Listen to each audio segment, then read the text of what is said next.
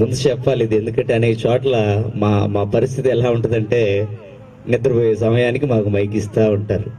కాబట్టి కొంచెం ముందు కొన్ని విషయాలు చెప్పాలి కదా. ఇలాగే నాలాంటి ఒక దైవజనునికి వాక్య పరిచర్య చేయ అని చివరి ప్రసంగం ఇచ్చారంట. ముందుగా కొంతమంది ప్రసంగాలు చేశారు, అప్పటికి సమయం 11 అయింది. సరే చివరి ప్రసంగం కదా, ఒక హాఫ్ అన్ అవర్ చేయమని అధ్యక్షులు వారు అప్పగిస్తే ఆయన అరగంట చెబుతానని మైక్ తీసుకుని వాక్యం చెబుతూ ఉన్నాడట. బాగా చెప్తూ ఉన్నాడు. ఇంతసేపు విన్న వాళ్ళం ఈ అరగంట కూడా వినిపోతే ఆశీర్వాదం ఉంటుందని ఎవరు లేకుండా చక్కగా కూర్చొని వింటున్నారు అందరు కూడా. అయితే అరగంట అయిపోయింది, 11, 11:30 అయింది. కిల్లుకుంటున్నారు ఒక్కొక్కరు. ఏంటి అయ్యగారు అరగంట అన్నారు కదా, 40 నిమిషాలు అయింది, ముగించేటట్లేడే అని అక్కలు గీరుకుంటా ఉంటే ఒక అక్క, అనుభవం కలిగిన ఒక అక్క చెబుతా ఉంది, అమ్మ ఇది మామూలే, అయ్యగారులకు మైక్ దొరికిందంటే వాళ్ళు 30 నిమిషాలు అంటారు కానీ 50 నిమిషాల కన్నా తక్కువ చెప్పరు వాళ్ళు, సరే ఇంకో 10 నిమిషాలు చూద్దాం అని ఓపిక పడుతున్నారు. కానీ అయ్యగారు మాత్రం ఆపటంలా. గంట దాటిపోయింది, గంటం బావు దాటింది. ఇంక అర్థం కాక పురుషులు, పుణ్య పురుషులు ఎప్పుడు వెనకనే కూర్చుంటారు వాళ్ళు కదా కుర్చీల మీద హ్యాపీగా. ఇక ఎలా అయ్యగారు వదిలేటట్టు లేడు అని ఫిక్స్ అయిపోయారు. ఎందుకంటే విషయం అయ్యగారు వదలడు, ఎందుకంటే ఆయన అందరికి అరగంట అని చెప్పాడు. కానీ ఆయన నోట్స్ లో 5 గంటల ప్రసంగం రాసుకొచ్చాడు. ఈరోజు వాళ్ళు నేను తెలుసుకోవాలని. లాభం లేదని పుణ్య పురుషులు వెంటనే ఒక ఐడియా, జీవితాన్ని ఏం చేస్తాడు చెప్పండి, మార్చినట్టు ఐడియా, సెల్ ఫోన్కి ఫోన్ వచ్చినట్టుగా అలా చూసుకొని అలా బయటికి, ఇప్పుడు అర్జెంటా, ఇప్పుడే వస్తున్నా, ఇదిగో వస్తున్నా అని పుణ్యపురుషులు లేచిపోతుంటే స్త్రీలు ఏం తక్కువ కాదు కదా. మా ఆయన ఎక్కడికో పోతున్నాడు అని అటు చూస్తూ ఉంది. ఏముండి కూర్చో, వాక్యం కన్నా ఆయనే ముఖ్యం కాదు, ముందు విను అని పక్కకు అంటుంది. ఓహో నీకు అసలు వాక్యం తెలియదు బొత్తిగా. దేవుడు ఏమన్నాడు తెలుసా, నీ భర్తకు ఏమన్నాడు, లోబడి ఉండమన్నాడు. మా ఆయన లేచిపోతుంటే ఆయన మాటకి నేను లోబడకుండా కూర్చుంటే ఇంకేమైనా ఉందా అని ఏం కూడా పోతా ఉందట. మొత్తానికి అందరూ వరుస పెట్టిపోతున్నారు. అయ్యగారు మాత్రం ఆపట్ల. వినే ఉండొచ్చు ఈ సందర్భం, మీరు అయినా వినండి, ఎందుకంటే అప్పుడప్పుడు ఇలాంటివి వినటం మనకు మంచిది కాబట్టి. మొత్తానికి అందరూ వెళ్ళిపోయారు. ఒక్క తల్లే ఆడ కూర్చొని ఉంది. సమయం 1 గంట అయిపోయింది, అందరూ వెళ్ళిపోయారు. అయ్యగారు కోపం వచ్చేసింది. ఆమె దగ్గరికి పిలిచి అంతా అయిపోయినాక, అమ్మ మీ ఊర్లో వాళ్ళకి యేసయ్య అంటే భయం లేదు, భక్తి లేదు, దేవుడు అంటే ప్రేమ లేదు, వాక్యం అంటే ఇష్టం లేదు తల్లి. అబ్బా అయితే నువ్వు ఒక్కదానే ఉన్నావు తల్లి, నిజంగా వాక్యం అంటే నీకెంత ప్రేమ అమ్మా, అబ్బా వాక్యం అంటే నీకెంత ఆశ అమ్మా, చెప్పమ్మా నిజంగా వాక్యం అంటే ఆశ, లేకపోతే నా యొక్క టాకింగ్ పవర్ అంటే అంత బాగుందా అని అడుగుతూ ఉంటే ఆ తల్లి మగ కళ్ళిట్టేట్టు అనుకుంటూ, అయ్యా నీకో దండం, నీ వాక్యానికి ఒక దండం, నీ కాళ్ళ కింద ఉన్న చాప నాది, ఆ చాప కనుక నాకు ఇచ్చుంటే వీళ్ళకన్నా ముందు పోయి నా ఇంట్లో వేసుకొని పడుకునేదాన్ని. అయ్యగారు ఏమి లేదంటే తెచ్చి ఇచ్చా, అది నీ కాళ్ళ కింద వేసాడు ఆయన, నాకేం తెలుసు అనిందట ఆవిడ. నిజమే ప్రియులారా, వాక్యం మంచిదే కానీ సమయం ఎక్కువయ్యే కొద్ది వాక్యం ఎందుకో రుచి తగ్గిపోద్ది. కాబట్టి ఏదేమైనప్పటికీ మరికొద్ది నిమిషాలు, నేను అరగంట చెబుతాను, అలా అని 5 గంటల ప్రసంగం ఏం చేయను. మరి ఎందుకంటే మన ఆత్మలను రక్షించుటకు శక్తి కలిగినది వాక్యం. వినుట వలన విశ్వాసము కలిగించేది వాక్యం. విని హృదయాలను మార్చుకోగలిగినటువంటి శక్తి కలిగినది వాక్యం. ఆ వాక్యము వినటానికి సిద్ధపడాలి, మన హృదయాలను సిద్ధపరుచుకోవాలి. ఇర్మియా గ్రంథము 5వ అధ్యాయము 24వ వచనాన్ని మనం చదువుకుందాం. వారు రండి, మన దేవుడైన యెహోవా యందు భయభక్తులు కలిగి ఉందుము, ఆయనే తొలకరి వర్షమును కడవరి వర్షమును దాని కాలమున కురిపించువాడు గదా. చాలండి, చాలు. చిన్న ప్రార్థన చేసుకుందాం పరిశుద్ధాత్ముని సహాయం కోసం. చిన్న ప్రార్థన. మహోన్నతుడా, పరిశుద్ధుడా, ప్రేమ కలిగిన మా తండ్రి, మీకు స్తోత్రాలు ప్రభువా. గత రాత్రంతా మీ నామ మహిమార్థమై నీ బిడ్డలను అనేకులు నీ ప్రాంతంలోనికి నడిపించుకొని మీ దీన సేవకులను మీరు ఆడుకున్నందుకు మీకు స్తోత్రాలు. ఈ రాత్రి కాల సమయంలో కూడా పాటల ద్వారా మహిమ పొందిన దేవా మీకు స్తోత్రాలు. నాయన, మా కుటుంబంలోనికి రక్షణను ఎలా తీసుకుని వచ్చారో మా తండ్రి గారిని నిలువ పెట్టుకుని వారి అద్భుత సాక్ష్యమును వినిపించినందుకు మీకు స్తోత్రాలు. స్తుతి అర్పణలు చెల్లిస్తూ మిమ్మల్ని స్తుతించు పాటలు పాడిన నీ బిడ్డలను బట్టి మీకు వందనాలు. మరికొద్ది నిమిషాలు మీ మాటలు మీ బిడ్డలకు విత్తబోచుండగా నాయనా, నేను చిన్నవాడిని, అయోగ్యుడను, ఇదిగో ఈ క్షణంలో నన్ను ఒకసారి మీ సిలువ చాటున మరుగు చేసుకుని నీ బిడ్డలకు అవసరమైన ఆత్మీయ వర్తమానమును నా నోటి ద్వారా నీ బిడ్డల హృదయాలలోనికి పరిశుద్ధాత్మ ప్రేరణతో రాయబడిన మీ మాటలను నింపి వారి జీవితాలను బలపరచుమని నజరేయుడైన యేసు నామములో ఈ ప్రార్థన అడిగి వేడుకొనుచున్నాము తండ్రి, ఆమేన్. హల్లెలూయా. గట్టిగా చదువుదామా? హల్లెలూయా. చాలా సంతోషం. ప్రియులరా, కొన్ని సంవత్సరాల క్రితం ఒక సంఘటన పేపర్లో రాయబడింది. ఒక తల్లికి, ఒక కుటుంబంలో ఆ తల్లిదండ్రులకు 3 బిడ్డలు ఉన్నారు. 3 మగబిడ్డలే. ఒక బాబు వయసు దాదాపు 13 సంవత్సరాలు, రెండో బాబు వయసు 6 సంవత్సరాలు, మూడవ బాబు వయసు 6 నెలలు. ఒకరోజు తల్లి ఏం చేసిందంటే, ఈ చిన్న బిడ్డలిద్దరు కూడా స్కూల్కు వెళ్ళేవాళ్ళు.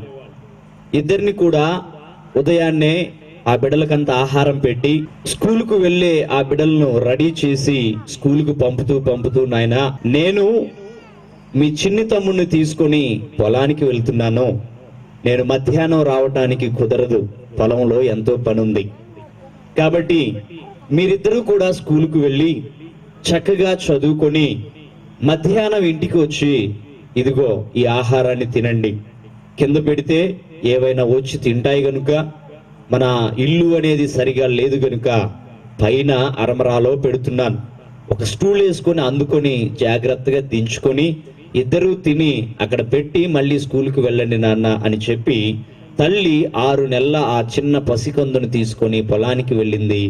ఈ ఇద్దరు బిడ్డలు కూడా స్కూల్కి వెళ్ళిపోయారు. మధ్యాహ్నం వరకు చదువుకున్నారు. భోజన సమయం అవటం వలన ఆ బిడ్డలిద్దరు కూడా ఇంటికి వచ్చారు. పెద్ద బాబు పెద్దవాడు గనుక ఒక స్టూల్ వేసుకొని అమ్మ ఆ పైన పెట్టినటువంటి అన్నపు కుండను అందుకోవటానికి పైకెక్కి దాన్ని తీయటానికి ప్రయత్నం చేస్తూ ఉన్నాడు. తీస్తున్న ఆ సమయంలో ఎక్కడి నుంచి వచ్చిందో తెలియదు, ఎలా వచ్చిందో తెలియదు, కానీ ఆ అన్నము కుండ వెనుక భయంకరమైనటువంటి విషముతో కూడిన ఒక నాగుపాము తలదాచుకొని పడుకొని ఉంది. అది ఈ బిడ్డకు తెలియదు. ఆ కుండ దించుతున్నటువంటి ఆ తరుణంలో, ఆ కుండను స్పీడ్గా ఆ బిడ్డ లాగుతున్న తరుణంలో ఆ పాము తల ఈ బిడ్డ చేయి తగిలిందో ఏమో, బుసలు కొడుతున్న ఆ పాము ఆ బిడ్డను కరిచింది. ఆ బిడ్డ కింద పడిపోయాడు. ఏంటి, మా అన్న ఆహారాన్ని దించాలి అని పైకెక్కి, అలా పైకెక్కిన అన్నయ్య ఇలా కుప్పగూలి కింద పడిపోయాడేంటి, ఏం జరిగింది అని తెలియని అమాయకుడైన ఆ 7 సంవత్సరాల రెండవ బాబు కూడా అన్న ఏ స్టూల్ అయితే ఎక్కాడో అదే స్టూల్ ఎక్కాడు, అన్న చెయ్యి ఎక్కడై పెట్టాడో అక్కడే చెయ్యి పెట్టాడు. అంతే, అన్నని ఎడువక కరచిన ఆ పాము ఆ తమ్ముడిని కూడా కాటేసింది. ఇద్దరు పిల్లలు కూడా కింద పడి ఏడుస్తూ ఉన్నారు. తల్లి తండ్రులు ఇంట్లో లేరు. ఆ చుట్టుపక్కల ఉన్న వారికి ఆ బిడ్డల ఏడుపు వినిపిస్తూ ఉంది. ఏంటి, బిడ్డలిద్దరూ ఏడుస్తూ ఉన్నారు. ఆ చుట్టుపక్కల ఉన్నవారు అడావిడిగా వచ్చి చూస్తే ఇంకేముంది, ఘోరం జరిగింది. ఒక భయంకరమైన విష నాగు బిడ్డలను కరిచింది అని ఆ యొక్క చుట్టుపక్కల వారికి అర్థమైపోయింది. వెంటనే ఏం చేయాలి, 108కి ఫోన్ చేశారు.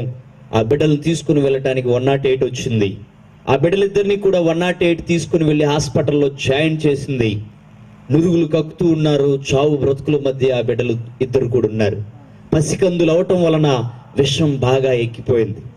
పొలానికి కబురు పంపించారు, అమ్మా ఇంకేముంది, మీ ఇద్దరు బిడ్డలకు పాము కరిసింది, ఇద్దరు చావు బ్రతుకుల మధ్య హాస్పిటల్లో కొట్టుమిట్లాడుతున్నారన్న వార్త విన్న తల్లి గుండె పగిలినంత పనైంది. అంతే, అడావిడిగా ఏం చేస్తుందో అర్థం కానంత పరిస్థితుల్లో పొలంలో ఉన్నయన్ని విడిచిపెట్టి వెంటనే ఆ తల్లి ఉరుకులు పరుగులు తీస్తూ హాస్పిటల్ దగ్గరికి వచ్చింది. హాస్పిటల్ దగ్గరికి వచ్చేసరికి ఆ ఇద్దరు బిడ్డలు కూడా నురుగులు కక్కుతూ జీవన్ మరణ సమస్యతో చావు బ్రతుకుల మధ్య పోరాడుతూ ఉన్నారు.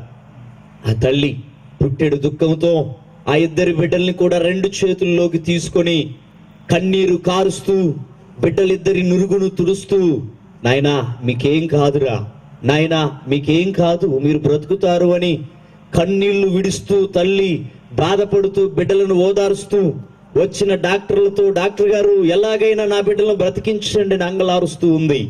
అయినా ఏమీ చేయలేని పరిస్థితి.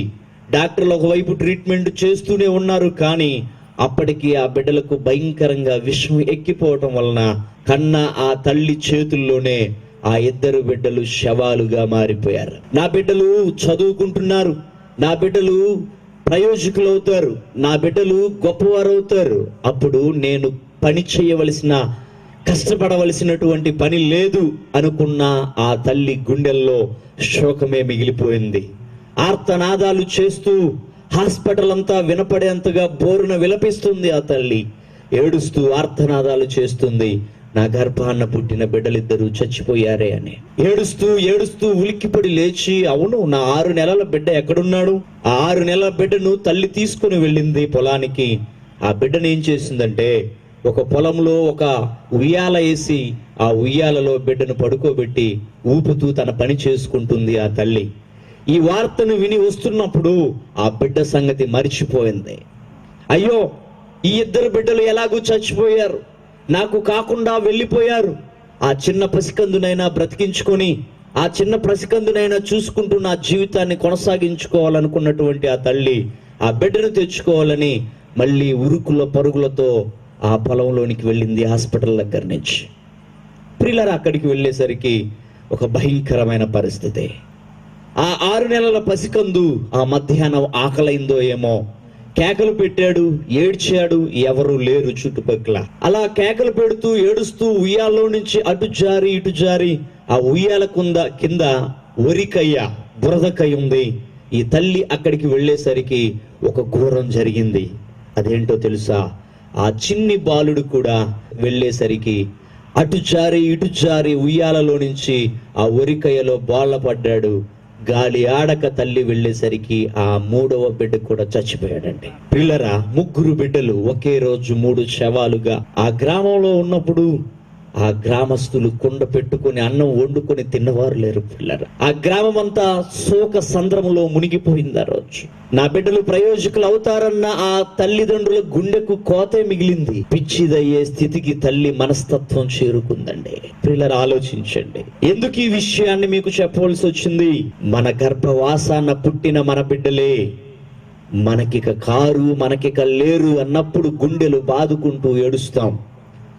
గుండెలు పెక్కటిల్లేలా గొంతు చించుకొని ఏడుస్తూ ఆర్తనాదాలు చేస్తాం. అయ్యో, నా బిడ్డలు నాకు లేరే, నాకన్నా ముందే మన్నులోనికి చేరారే అని. ఈ మాటను మీరు మనసులో పెట్టుకుంటే, ఈ మాట మన కుటుంబాలలో ఒకవేళ ఎవరి కుటుంబంలోనైనా ఈ పరిస్థితి జరిగి ఉంటే ఎంతగా ప్రలాపించుంటామో, ఎంతగా అంగలార్చుంటామో మనకు తెలుసు. ఈ లోకంలో ఉన్న మనకు పుట్టిన బిడ్డలే మన కళ్ళ ముందు కాటికి వెళితే ఓర్చుకోలేని మనం, సహించలేని మనం, మన గుండెలే ఎలా బద్దలైతే సాక్షాత్తు నిన్ను నన్ను ప్రేమించి నీవు నేను కావాలనుకుని సృష్టి పుట్టక ముందే, జగత్తుకు పునాది వేయబడక ముందే ఆయన అనాది సంకల్పములో మనల్ని ఏర్పాటు చేసుకొని మనము తన ఎదుట పరిశుద్ధులముగా, నిర్దోషులముగా ఉండాలి అని ఆయన కోరినటువంటి మంచి స్వభావములు కలిగి మంచిని పెంచుకొని చెడుకు దూరంగా పాపాన్ని పక్కన పెట్టి పరిశుద్ధులుగా ప్రభువుని కొనియాడాలని, ఆయనను తండ్రిగా మహిమపరచాలని కోటి ఆశలతో ఈ భూమి మీదకు కోటాను కోట్ల మంది మానవులను దేవుడు పంపితే ఈ భూమి మీదకు వచ్చిన ప్రతి మనిషిని ఆ రోజు ఆ 3 బిడ్డలను, ఆ 2 బిడ్డలను పాము ఎలా అయితే కాటు వేసిందో, ఈ రోజు మహాభయంకరమైన ఘట సర్పమైన దయ్యం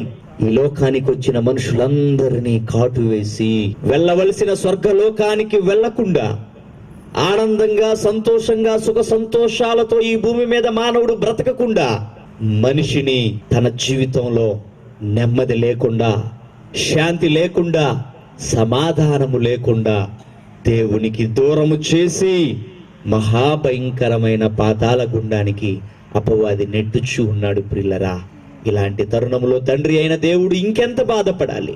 పుట్టుకొస్తున్న కోటాను కోట్ల మందికి దేవుడు ఆయుష్ను, ఆరోగ్యాన్ని, జన్మను, జీవితాన్ని ప్రసాదించి లోకానికి మనిషిని పంపుతూ ఉంటే ఈ లోకానికి వచ్చిన మానవుడు దేవునికి దూరమై తన ఇష్టాన్ని పెంచుకొని సాతాను క్రియలు తన హృదయంలో దాచుకొని సాతాను ఇష్టము చొప్పున మానవుడు జీవిస్తున్నప్పుడు తండ్రి కూడా తన హృదయంలో తల్లడిల్లిపోతున్నాడు. ప్రియులారా, ఎలా తల్లడిల్లుతున్నాడు చెబుతున్నాడు సృష్టితో. యెషయా గ్రంథము 1వ అధ్యాయము 2వ వచనం దగ్గర నుంచి చూస్తే దేవుడు తను మాట్లాడుతున్న కొన్ని మాటలు, తనలో ఉన్న వేదనను ఈ సృష్టికి చెబుతున్నటువంటి ఆ మాటలు మనం చూడగలం. ఏంటి ఆ మాటలు? యెహోవాయే సాక్షాత్తు ఈ జగత్తును సృష్టించినటువంటి, జగత్తును కలుగు చేసినటువంటి దేవాది దేవుడైనటువంటి, సర్వాంతర్యామి, సర్వశక్తివంతుడైనటువంటి, సర్వోన్నతుడైనటువంటి యెహోవా మాట్లాడుచున్నాడు. ఏమని? ఆకాశమా ఆలకించు, భూమి చెవియొగ్గుము, నేను పిల్లలను పెంచి గొప్పవారినిగా చేస్తే వీరు నా మీద ఏం చేశారట? తిరుగుబడ్డారు. ఈరోజు లోకం అలానే ఉంది ప్రియులరా. దేవుని యొక్క ఉనికి, దేవునికి మానవునికి ఉన్న సంబంధం, దేవుడు ఆయన మన మీద పెట్టుకున్నటువంటి కోటి ఆశలు, మానవుడు తను చేరవలసినటువంటి శ్రేష్టమైన గమ్యము, ఈ విషయాల మీద మానవుడికి ఆలోచించే తీరిక ఈరోజు లేదు. ఆలోచనాత్మకమైన అంశములను గురించి, మనిషికి అవసరమైన అత్యవసరమైనటువంటి విషయములను గురించి మానవుడు ఆలోచించే తీరిక ఈరోజు మనిషికి లేదు ప్రియులరా. ఏం చేస్తున్నాడు మానవుడు అంత తీరిక లేకుండా? సుఖాలను అనుభవించటంలో బిజీ, సంపాదనను స్వీకరించటంలో బిజీ, గౌరవ మర్యాదలను పొందుకొనటంలో ఆరాటంలో బిజీ, ఈ లోకంలో ఏదో సంతోషాన్ని, ఈ లోకంలో ఏదో సాధించాలన్నటువంటి బిజీ. అవునండి, ఈరోజు దేవుని గురించి చెప్పే సభలకు ఎవరు వస్తున్నారండి చెప్పండి? అయ్యా, నీ జీవితం ఎందుకు దేవుడు ప్రసాదించాడో వచ్చి వినండి అని జ్ఞానము ఘోషించుచున్న సంత వీధులలో అది బిగ్గరగా కేకలు పెడుతున్నా గ్రహించలేని స్వభావం ఈరోజు మనుషులలో పెరిగిపోయిందండి. నాకేంటి లాభం? దేవుని దగ్గరకు వస్తే నాకేంటి ప్రయోజనం? ఏంటి ప్రయోజనం అని అనుకుంటున్నారే కానీ అసలు నీకు పుట్టుకనే ప్రయోజనాన్ని ఇచ్చి ఈ భూమి మీద నీకు ఆయుష్ని, ఆరోగ్యాన్ని ఇస్తూ అనునిత్యము కంటికి రెప్పలా కాపాడుతున్న దేవుని గురించి, ఆయన యొక్క మనస్సు గురించి తెలుసుకోవాలన్న ఆలోచన ఈరోజు మనిషికి లేకుండానే పోయింది ప్రియులారా, లేకుండానే పోయింది. ఒకానొక సమయంలో ఒక కుమారుడు ఇంటర్మీడియట్ పాస్ కాగానే, నాయనా నీకు మంచి గిఫ్ట్ ఇస్తానన్నాడట తండ్రి. ఆ కుమారుడు ఎప్పుడు అడుగుతుండేవాడు, డాడీ డాడీ నాకు ఒకవేళ నువ్వు ఏదైనా గిఫ్ట్ ఇవ్వాలనుకుంటే నాకు ఒక పెద్ద బైక్ కావాలి, అది తెచ్చు అంటూ ఉండేవాడు. కానీ ఆ తండ్రి చెబుతూ ఉండేవాడు, నీకేం అవసరమో నీకన్నా నాకు బాగా తెలుసు నాన్న అని. ఒకరోజు ఏం జరిగిందంటే, తండ్రి పనుల మీద వేరే దేశానికి తన యొక్క కంపెనీ పనుల మీద వెళ్ళవలసినటువంటి అవసరత ఏర్పడింది. బిడ్డ పుట్టినరోజు వచ్చినప్పుడు, ఆ బిడ్డ చదివిన చదువులో మంచి మార్కులు తెచ్చుకున్నప్పుడు ఆ బిడ్డకున్న కోరికను అడిగాడు, డాడీ బండి పంపిస్తావా? నాన్న నీకేం కావాలో నాకు తెలుసు అని చెప్పి ఆ తండ్రి ఒక పార్సిల్ను తన కుమారుడికి పంపించాడు. నా తండ్రి ఏదో పంపించుంటాడు, నాకు అవసరమైన బండినే పంపిస్తాడని ఆశతో ఎదురు చూస్తున్నాడు ఈ కుమారుడు. ఎదురు చూస్తున్న ఈ కుమారుడికి ఒక పార్సిల్ వచ్చింది. ఏంటి ఆ పార్సిల్ అని ఆనందంతో విప్పి చూస్తే ఆ పార్సిల్ ఏంటో తెలుసా? విప్పి తీయగానే దాంట్లో ఏముందంటే పరిశుద్ధ గ్రంథమైనటువంటి బైబిల్ ఉందండి. ఏంటి మా నాన్న బైక్ అడిగాను, బైక్ తాళాలు పార్సిల్ చేసి పంపించి బైక్ బస్సులోనో లేకుంటే బైక్ ట్రైన్లోనో పార్సిల్లో పంపిస్తాడని నేను అనుకుంటే బైబిల్ పంపించాడు. ఏంటి మా నాన్న, నా మనస్సు తెలియదు మా నాన్నకి అనుకుంటూ ఆ బైబిల్ని, ఆ పార్సిల్ని ఇసిరి ఆ స్టోర్ రూమ్లో పడేసాడు. కొన్ని రోజులు గడుస్తున్న తరువాత ఒకరోజు అకస్మాత్తుగా ఫోన్ వచ్చింది, ఒక యాక్సిడెంట్లో తన తండ్రి మరణించాడని. కొన్ని రోజుల తరువాత తన తండ్రి మరణాన్ని మర్చిపోతూ ఉన్నప్పుడు తన తండ్రి మరణాన్ని, స్మృతులను గుర్తు తెచ్చుకుంటూ ఆ స్టోర్ రూమ్లో ఉన్నటువంటి అనేకమైనవి తిరగేస్తూ ఉన్నాడు. తన తండ్రికి తనకున్న సంబంధాలు తిరగేస్తున్న సమయంలో ఆ రోజు విసిరి ఆ స్టోర్ రూమ్లో పడేసినటువంటి ఒక పార్సిల్ కనిపించింది. ఏంటి మా నాన్న ఆ రోజు పంపించాడు కదా అని విప్పి తీస్తే బైబిల్, ఆ బైబిల్ని అలాగ తిరగేస్తూ ఉంటే, అలా తిరగేస్తున్న సమయంలో ఒక పేజీలో మరొక చిన్న కవర్ కనిపించింది. ఆ చిన్న కవర్లో ₹1,00,000 విలువ చేసే చెక్కును రాసి ఆ తండ్రి సంతకాన్ని పెట్టి మరి పంపించాడు. పిల్లరా, ఆ తండ్రి మనస్సును అర్థం చేసుకోలేని ఈ బాబు ఏమనుకున్నాడంటే, నా తండ్రి ఇదిగో ఉపయోగం లేని బైబిల్ పంపించాడని అనుకున్నాడండి. అదే బైబిల్ నా బిడ్డ తెరిచి ఉంటే, అదే బైబిల్ని కనుక నా తండ్రి పంపించాడని తెరిచి చదివి ఉంటే, ఆ పేజీలు కనుక తిప్పి ఉంటే, ఆ రోజు ఆ తండ్రి మనస్సు ఆ బిడ్డకు అర్థమై ఉండేది. ఈరోజు కూడా మనిషి నైజం ఎలా అయిపోయింది అంటే, దేవుడు ఎందుకు అవసరమో తెలుసా? దేవుడు ఆపదలు వస్తే దేవుడండి, అనారోగ్యమైతే దేవుడండి, అన్నీ కలిసి వచ్చినప్పుడు అవసరం లేదు, సుఖించాలి, సంతోషించాలి. పిల్లరా, ఆ దేవుని మనస్సు మనకు అర్థం కావాలి. ఎందుకు నీకు నాకు ఈ జీవాన్ని ఇచ్చాడు, ఈ జీవితాన్ని ఇచ్చాడు. ఉదయం లేవగానే ఆనందంగా మనం లేచామంటే, మనతో పాటుగా ఉదయం లేవని వారు ఎన్నో వేల మంది లోకంలో ఉన్నారన్నది మీకు తెలుసా?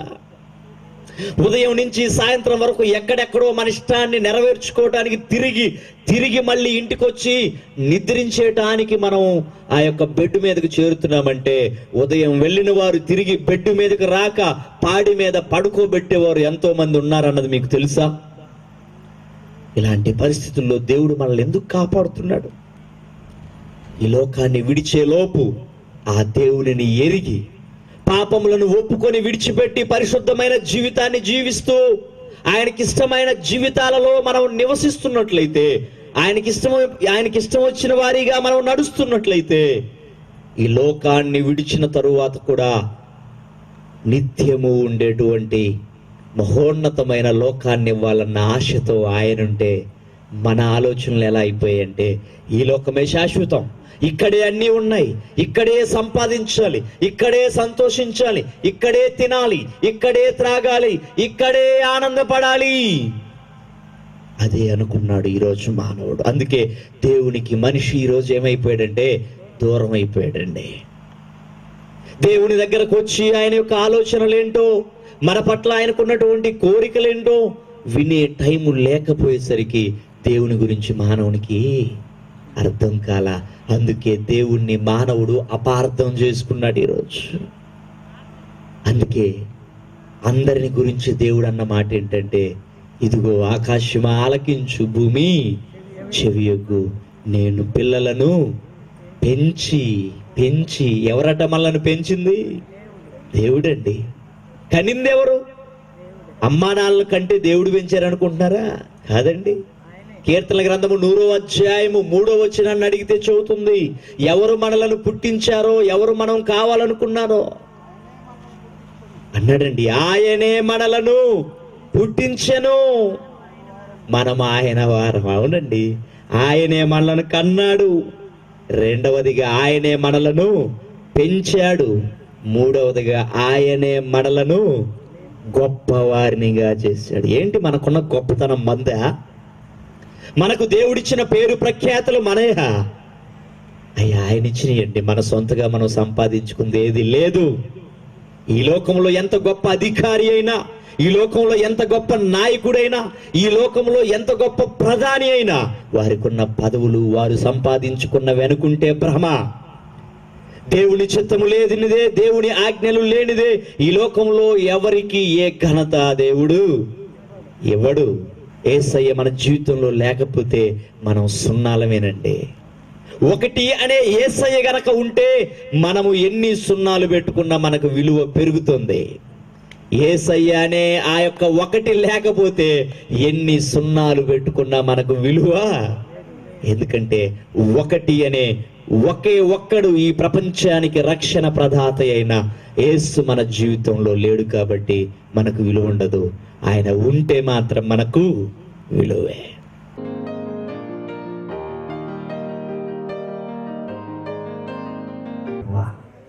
మనుషులముగా మా మాటలు, మా ఊహలు దేనికి పనికిరావు తండ్రి. మీరుండే నీ బిడ్డల హృదయాలను కదిలించండి ప్రభువా.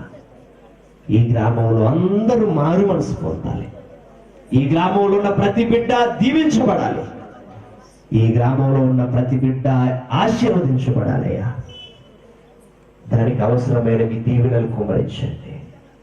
శరీరానుసారంగా నడుచుకుంటున్న వారు ఎవరైనా ఉంటే ఈ రాత్రి శరీర క్రియలను విసర్జించి పరలోక రాజ్య సంబంధమైన ఆత్మీయ జీవితాన్ని మా జీవితంలో పెంపొందించుకొని ఆత్మీయముగా మేము బలపడుటకు మీ కృపను అనుగ్రహించమని నజరేయుడైన యేసు నామములో ఈ ప్రార్థన అడిగి వేడుకొనుచున్నాము తండ్రి. ఆమేన్.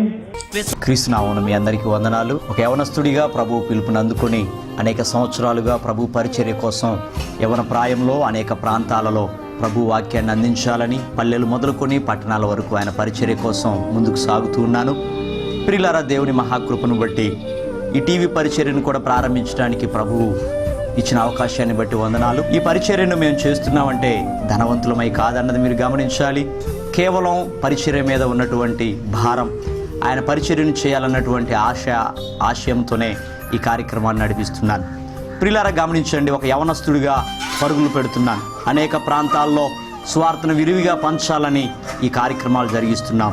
మీరు ఆలోచించండి, ప్రభు నామమును బట్టి మీకు మనవి చేస్తున్నాను. ఇంత భారభరితమైన పరిచర్య, రోజు ఉదయము సాయంత్రం 2 ఎపిసోడ్లు అనగా నెలకు 60 ఎపిసోడ్లు అనేక ఛానల్స్ ద్వారా ఈ టీవీ కార్యక్రమాలు చేస్తూ ఉన్నాం. దేవునికి ఇష్టమైన పరిచర్య, దీవెనకరమైన పరిచర్య. చాలామంది ఫోన్ చేస్తున్నారు, మీ వర్తమానాలు మమ్మల్ని బలపరుస్తూ ఉన్నాయని, మీ వర్తమానాల ద్వారా మా బిడ్డలు రక్షణ పొంది ఉన్నారని. అందును బట్టి దేవుని నామానికి మహిమ కలుగును గాక. ప్రియులారా, ఈ భారభరితమైన పరిచర్య, అనేక లక్షల మందికి ఆశీర్వాదకరంగా ఉన్న ఈ పరిచర్యను మీరు కూడా బలపరచడానికి ఎందుకు పూనుకోకూడదు? క్రీస్తు మార్గం అనేటువంటి ఈ టీవీ పరిచర్యను మీరు కూడా బలపరచాలి అని మీరు ఆలోచించినట్లయితే, ఆశపడినట్లయితే నాతో ప్రత్యేకంగా మాట్లాడటానికి మీరు ఫోన్ చేయవచ్చు. అది చిన్నదవ్వచ్చు, పెద్దదవ్వచ్చు. ఈ దీనదాసుని ప్రేమించి ముందుకు సాగుతున్నటువంటి ఈ పరిచర్యలో మీరు కూడా ఈ పరిచర్యకు విత్తి ఆశీర్వాదాలు పొందవలసిందిగా మనవి చేస్తూ ఉన్నాను. ఈ పరిచర్య గురించి ప్రార్థించండి. అంతేకాదు కానీ మేము చేస్తున్న పరిచర్యలో ఇది ఒక భాగం మాత్రమే. పల్లె పల్లె సువార్త పేరుతో అనేక విలేజెస్ తిరుగుతూ ఉన్నాము. అలాగే పట్టణాలలో సువార్తను అందిస్తూ ఉన్నాము. ఉపవాస కుడికల ద్వారా అనేక మందిని బలపరుస్తూ ఉన్నాము. అలాగే ఈ కార్యక్రమాన్ని నడిపించడానికి కేవలం ముందు ఉపవాసం ఉండి ప్రార్థన చేసుకొని ఈ కార్యక్రమాన్ని నడిపించగలిగామని మీకు తెలియచేస్తున్నాం. అలాగే నాతో పాటుగా నా దగ్గర ఉన్నటువంటి అనేక మంది యవన బిడ్డలు ఉన్నారు. మేమందరం కలిసి విశ్వాసముతో ఉపవాసం ఉండి కన్నీరు కార్చి ప్రార్థిస్తున్నాం. ఇదిగో ఈ ఆంధ్ర రాష్ట్రంలో అనేక లక్షల మందిని ప్రభు సైనికులుగా మార్చాలి అని. ప్రియ తల్లులు, ప్రియ తండ్రులు, ప్రియ స్నేహితులు, గమనించండి, ఈ పరిచర్యలో మీరు కూడా నాతో పాటుగా క్రీస్తు సైనికులుగా ఉండాలని ఆశపడితే నాకు ఫోన్ చేయండి. వివరాలు మీకు తెలియచేస్తాము. మనందరం కలిసి ప్రభు కోసం ఒక అద్భుతమైన రాజ్యాన్ని నిర్మించడం కోసం మనకు కలిగినంతలో ప్రభు రాజ్య వ్యాప్తిలో ముందుకు సాగుదాం. అట్టి కృపదేవుడు మనందరికీ ధారాళముగా దయచేయునుగాక. అందరికీ వందనాలు. May God bless you.